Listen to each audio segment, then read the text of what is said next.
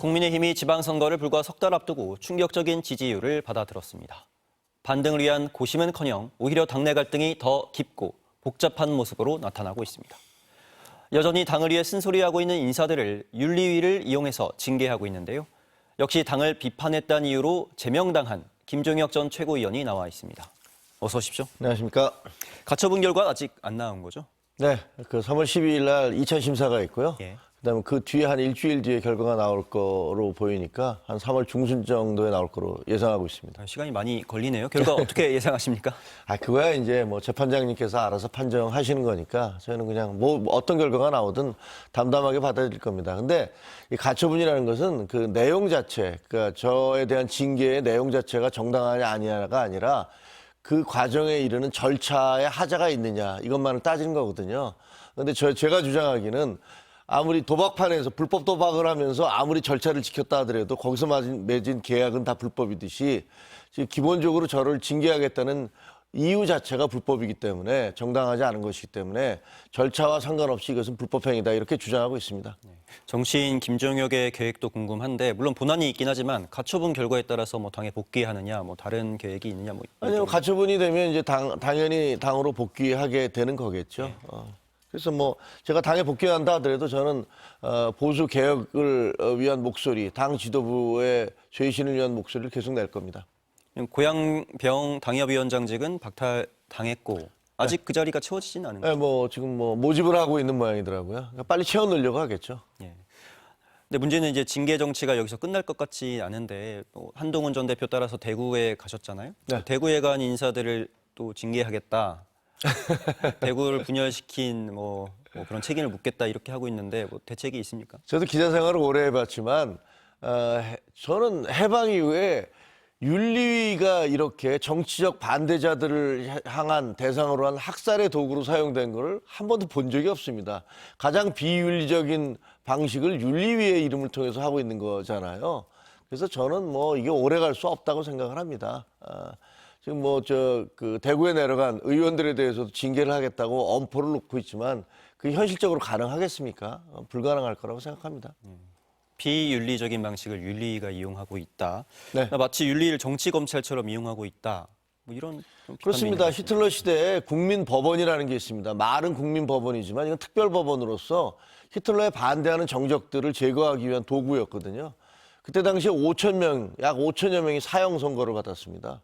근데 지금 윤리위를 통해서 계속 뭐 한동훈 전 대표를 새벽 1시 반에 보도자료 한 장으로 제명을 했고 저도 제명을 했고 그리고 배현진 의원도 서울시당 위원장 자격을 박탈했고 또 25명의 그 원외 당협위원장들에 대해서 징계를 하겠다고 또 서류가 올라가 있고 이런 식으로 장동혁 대표와 윤어겐에 대해서 반대하는 그런 정치 세력은 모두 고름 짜내듯이 짜내겠다라는 것을 윤리위라는 것을 동원해서 하고 있잖아요. 기상천외한 일들이 벌어지고 있는 거죠. 네, 좀 대구 함께 갔을 때 얘기를 좀 해보려고 하는데요. 좀 분위기가 어땠습니까?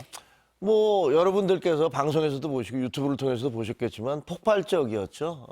적어도 저도 보수의 심장이라는 대구의 민심이 그렇게까지 국민의힘에 대해서 그 반발을 하고 있는지는 몰랐습니다. 제가 가서 제일 많이 들은 얘기가 저는 사실 서울이 고향이고 대구와 아무 상관이 없는 사람이거든요. 근데 김종혁 이제 욕본데이 뭐 이런 얘기를 제일 많이 들었어요. 그리고 힘내라 뭐 그리고 장동혁 지도부에 대한 비난 이런 얘기들을 대구 시민들로부터 그 원단 사투리를 통해서 많이 확인할 수 있었거든요. 그런 걸 보면 더 이상 그 영남, 대구, 부산 이 지역을 자기들의 텃밭이고 자기들 밥그릇처럼 생각하는 우리 당의 영남 의원들과 중진들 각성해야 된다고 생각합니다. 이번에 여론조사 결과에서도 좀 대구에서 민주당과 동률이 나왔는데 실제로 민심을 그렇게 체감을 하신 건가요? 네, 저는 그렇게 체감을 했습니다. 상인들의 반응이라든가 물론 그중에서 극히 한두 명 정도가 뭐 배신자네 여기 오지 말라느니 이런 얘기를 하는 분들도 있었어요. 근데 한쪽 편에서 그 자발적으로 내려간 사람들이 수만 명이 모여 있는데 저쪽에 한 100명도 안 되는 사람들이 마이크 들고서 뭐 계속 소리를 치더라고요. 윤호개인, 배신자 뭐 이런 얘기들을 하고 있더라고요. 근데 그게 뭐 무슨 의미가 있겠습니까? 꽤 많은 인사들이 함께 갔는데 뭐 한동훈 전 대표가 같이 가자고 요구를 한 건가요? 아니면 그냥 자발적으로 같이 힘을 보태주셨나요? 그거는 일단 무슨 그 당에서 행사를 하면 사실은 253개 당협에 다 연락이 가요. 그래서 몇 명씩 동원하라고 이른바 오더가 내려가고 그다음에 차량을 동원해서 참석한 사람들 사진 찍어서 조직국에 올리라고 이런 요구가 다 내려갑니다. 하지만 이번에 대구에 내려간 사람들은 다 자발적인 지지자들이잖아요. 그분들이 무슨 공천을 받으러 간 것도 아니고 돈 받고 내려간 것도 아닙니다. 자기들 돈 써가면서 내려간 거예요. 그 말 그대로의 지지자들인 거죠. 의원들도 마찬가지고 원외 당협위원장들도 그걸 누가 뭐 가라고 그래서 가겠습니까? 당에서 저렇게 펄펄 뛰고 있는데 그냥 자기가 옳다고 생각하는 거 간 겁니다. 대구로 간 것을 두고 좀 많은 해석들이 나오고 있는데 좀 의도가 있는 건가요? 아니 뭐 그 한동훈 전 대표도 그렇고 주변에 있는 사람들도 그렇고 이번에 영남 지역에서 출마를 해서 당선돼서 돌아오는 게 중요하다라고 얘기를 하고 있습니다. 그 지금 재보궐선거가 치러질 가능성이 있는 곳이 대구 그리고 부산 지역이잖아요. 그러니까 뭐 여러 가지 그 생각이 있는 거죠. 일단 재래 전통시장을 살리자라는 그 운동이 처음에 지지자들 사이에서 벌어지기 시작했거든요. 거기에 한동훈 대표가 힘을 실어준다는 그런 측면. 그래서 전통시장을 살리자. 이것은 아마 전국적으로 할 것 같습니다.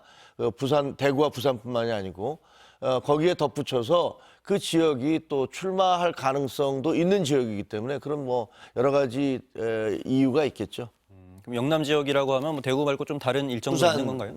부산 아마 이번 주 토요일 날 부산 구포시장에 똑같은 행사를 할 것 같습니다. 전통시장 방문하고 그다음에 또 그 지역 순회하고 뭐 이런 것들을 할 것 같습니다.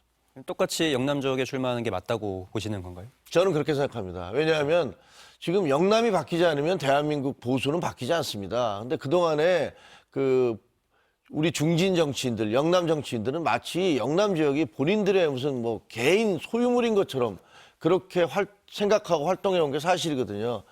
이것을 뒤집어야 됩니다. 저는 그래서 한동훈 대표가 영남의 지역에서 출마해야 한다라고 생각합니다. 근데 지금 지지율 추이로 봤을 때 만약에 삼자 대결 구도로 갔을 때는 민주당에 넘겨주게 되는 결과가 나올 수 있는데 그거에 대한 비판을 감수할 수 있을까요? 그런 결과는 나오지 않을 것이라고 확신합니다. 이길 가능성이 높다. 네, 저희가 이길 겁니다. 이정현 공관위원장이 내부 총질을 멈춰야 된다. 선거 전까지 이렇게 말을 했는데 내부 총질이라고 하는 걸 좀 동의하십니까? 전혀 동의하지 않고요. 당이 지금 그 절벽으로 가고 있습니다. 그래서 추락하기 직전인데 그것을 막는 사람들을 내부 총질이라고 부르는 것 자체가 우스운 얘기죠. 예를 들면 마약 환자에게 마약을 끊으라고 얘기하는 사람이 내부 총질입니까? 아니면 범죄를 저지르려는 사람들에게 그걸 막는 게 내부 총질입니까? 당이 지금 거의 괴멸할 상태에 빠지고 있지 않습니까? 그것을 그렇게 가면 안 된다고 얘기하는 것이 내부 총질이라 전혀 동의하기 어렵습니다. 부정선거 토론 혹시 보셨습니까? 네, 조금 봤습니다. 그게 토론 주제가 될 수 있냐 사실 의아했는데 의외로 관심이 좀 많더라고요. 어떻게 보셨습니까? 부정선거는 그 자체가 그냥 망상에 불과합니다. 왜냐하면요, 총선 치러지기 사흘 전에 저희 여의도 연구원에서 내부적으로 한 조사가 있어요. 그게 110석이었습니다. 그리고 결과는 108석이었고 우리가 자체적으로 한 내부 여론조사 결과와 선거 결과가 일치하는데 그게 어떻게 그게 부정선거가 될 수 있습니까? 그때 당시에 그 보고를 한동훈 당시 비대위원장뿐 아니라 그때 사무총장이었던 지금의 장동혁 대표도 다 받았습니다. 그리고 그것이 그 보고가 전부 다 용산으로도 갔어요. 그래서 용산이 노발대발하고 펄펄 뛰었다는 얘기를 들었습니다. 저는 그 당시에 조직부총장이었기 때문에 그 내용을 알고 있는데요. 지금 장동혁 대표는 그때 당시에 그런 보고를 다 받아놓고서 이제 와서 마치 그것이 부정선거였던 것처럼 그렇게 말을 흐려서 국민들을 호도하는 건 아주 나쁜 정치라고 생각을 합니다. 알겠습니다. 지금까지 김종혁 전 최고위원이었습니다. 고맙습니다. 고맙습니다.